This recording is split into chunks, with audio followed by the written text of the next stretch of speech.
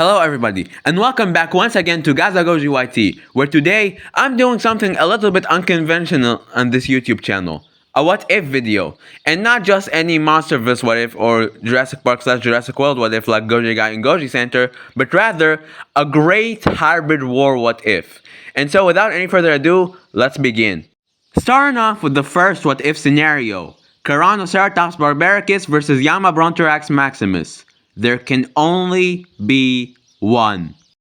Now for a bit of context, in the original Great Hybrid War by Goji Center, these two hybrids share the title of Ultimate Indown 2.0 Killer. However, what if instead a single definitive winner between these two had to be chosen? Well, that's what we're about to find out right now. Now, just to clear a couple of things out, this is not my way of saying I didn't like the way the tournament ended up. I was very glad to see that both of these two got to share the victory, as both of these two hybrids are incredibly superb and deserve all love and respect. And two, this is not objective. This is only my own interpretation of how this fight would go, or at least how this matchup would go. So with that out of the way, let's begin. Starting off with the duration category. Which one of these two can kill the Indown 2.0 in less time? And this category I decided to give to Tyrannoceratops for two different reasons. The first reason being its superior arsenal of weapons, given that its large powerful horns give it the ability to perform a one-shot kill attack on its adversary. The second reason being its mobility, as while Gilgamesh might be faster, Tyrannoceratops is more agile. Now hear me out. Gilgamesh having Shantungosaurus as the base genome means that it boasts a hadrosaur body plan that's better optimized for speed rather than agility. Couple that with the Borealopelta armor and the Simosuke scales, which are not highly flexible, means that Gilgamesh is not as agile as commonly portrayed by Goji Center, even though it is still very nimble nevertheless. Tyrannoceratops, on the other hand, however, boasts a Ceratopsian body plan, which is much better optimized for agility and fast turns, as well as its armor from Scelidosaurus and Ankylosaurus, given that the armor on the neck is removed and instead is replaced by the Triceratops frill and the Stegosaurus Golar armor for protection, is also cleverly designed to where it provides strong defense without sacrificing much speed and agility due to how it is distributed across the body and the way it is arranged. The second category we'll evaluate is health condition. How great would be the health condition of these two combatants after killing an Indown 2.0? And I also decided to give this one to Tyrannoceratops, as while these two do have very bulky and robust bodies, coupled with their immense size, which allows them to withstand a lot of abuse from the Indown 2.0, as well as very strong sets of armor for protection. Tyranno's armor, besides being able to retain high amounts of speed and agility, is, at least in my opinion, the stronger and more extensive of the two, with many genetic donors in its genome providing protection for every single angle of the body. Ankylosaurus and Scelidosaurus provide their osteoderms for protecting the back, flanks, legs, and tail, as well as Stagonelopus and Alamosaurus, which provide protection to the underbelly, Triceratops and Stegosaurus providing protection to the neck, and lastly Pachycephalosaurus providing its facial spikes for protecting Tyranno's head.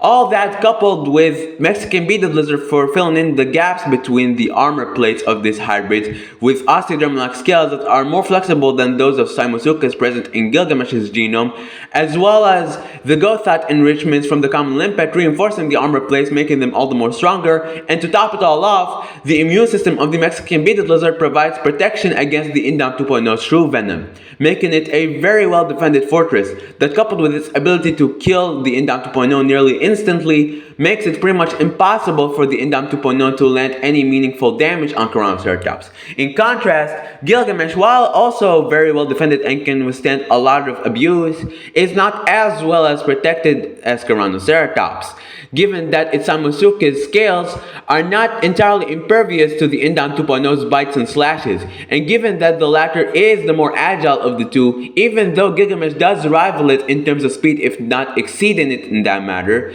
the Indown 2.0, by timing its strike correctly, might be able to land a couple of good hits on Gilgamesh before getting killed, meaning that Gilgamesh will not be walking out of its fight unharmed all the time.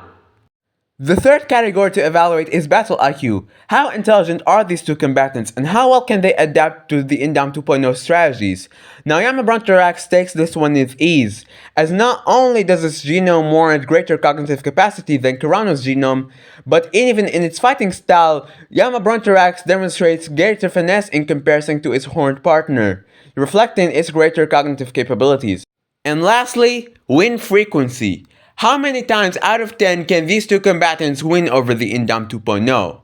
And for this one, they get themselves a tie, as while Yamabrontorax might not be able to kill as fast as its partner, nor be able to retain as much health, he still has very good chances, if not like 100% chances of beating the Indam 2.0, given that it is still a very well balanced combatant, and the Indam 2.0 doesn't have any major advantages over it still. And by compiling all of this data, we determined that Tyrannoceratops is the ultimate winner of the Great Hybrid War. However, there is still one small twist that I plan to add. Enter our second what if scenario. What if Revamped Nemi participated in the Great Hybrid War?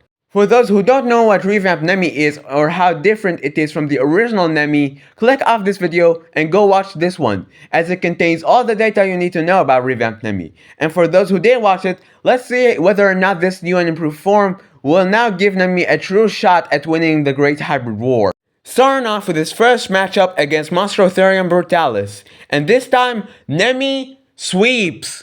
With armor that's even stronger than that of Monstrotherium, as well as its faster killing capabilities and heightened intelligence, Nemi moves on to the next round with ease.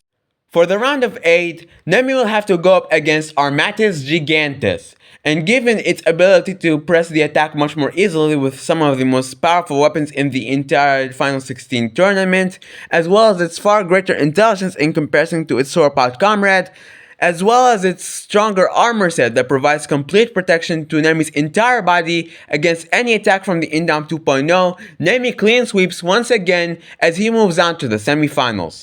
In the round of semifinals, Nemi will have to go up against its first true worthy opponent, Yamabrontorax Maximus. We've already analyzed this guy a minute ago, but how would Nemi in his new and improved form be able to fare up against Gilgamesh? Well, both of these two have incredibly strong weapons that can quite easily finish the Indam 2.0 in record times, coupled with their heightened intelligence, even though it can be argued that Nemi is slightly smarter due to the fact that the chimpanzee additive in its genome is slightly smarter than the silverback gorilla additive in Gilgamesh's genome. However, what truly makes the difference in this round is the same thing that made difference in the original Great Hybrid War's first round between Nemi and Monstrotherium, that being armor, except that now it's in Nemi's favor, as its stronger armor that's also a lot more extensive provides optimal protection for the entirety of Nemi's body, making it pretty much immune to the Indam 2.0's bites and slashes, whereas Gilgamesh can still be slightly injured by those attacks, even though it would be able to endure them quite easily before finishing off its opponent. So, using that alone, Nemi is able to pull through onto the finals, where it's now one step away from winning the entire Great Hybrid War. And now the final round, Nemi versus Tyrannoceratops, and this is an incredibly close matchup, with both of these two being impervious to the Indam 2.0's attacks, and having near complete chances of winning against the Pale Horse of Pestilence and Death. However, despite Nemi's superior intelligence, it was Tyrannoceratops' superior agility and speed, as well as its ability to land a one-shot kill attack faster with those large powerful horns against the Indam 2.0 that gave it the slight upper hand, meaning that even when taking Revamped Nemi into account, Tyrannoceratops remains the ultimate Indam 2.0 killer. However, it sure does make it a lot closer of a matchup. And that concludes this fun little video I decided to make. Thank you everybody so much for watching, and until next time, goodbye.